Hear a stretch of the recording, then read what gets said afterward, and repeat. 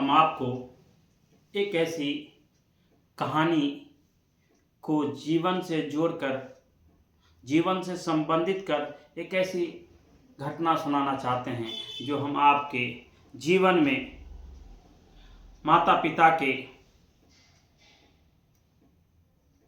Role में मिलते हैं।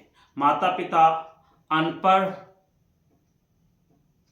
क्यों ना हो, वो अपने बच्चों को शिक्षा और संस्कार से इतना परिपक्व कर देते हैं जितना हम आपको दुनिया का कोई विद्यालय, महाविद्यालय, विश्वविद्यालय आपको परिपक्व और मजबूत नहीं कर सकता है। इसलिए हम आपको अपने माता पिता की रिस्पेक्ट, इज्जत और आदर करनी चाहिए। और हमें इसलिए कि हमारे माता पिता हमको क्षमता प्रदान करते हैं, हमें साहस प्रदान करते हैं, हमें हिम्मत प्रदान करते हैं, दुनिया के हर स्थिति और परिस्थिति से लड़ना सिखाते हैं।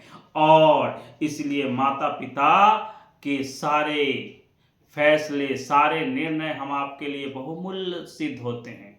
इसलिए माता पिता के किसी भी निर्णय की अवहेलना नहीं करनी चाहिए, माता पिता के खिलाफ नहीं जाना चाहिए। माता पिता आपके हैं, वो आप ही के साथ होंगे और आपकी स्थिति और परिस्थिति के अनुकूल आपको साहस प्रदान करने का कार्य करते हैं। इसलिए माता पिता अनपढ़ क्यों ना हो, हमें अपने माता पिता की इज्जत करनी चाहिए, आदर करनी चाहिए, उनके दिशात्मक दृष्टिकोण को अपनाना चाहिए। इसलिए कि माँ बाप, माता पिता जो संस्कार और शिक्षा दे देते हैं, वो संस्कार और शिक्षा हमें दुनिया के किसी विद्यालय और महाविद्यालय और विश्वविद्यालय में वो शिक्षा नहीं मिल सकती है।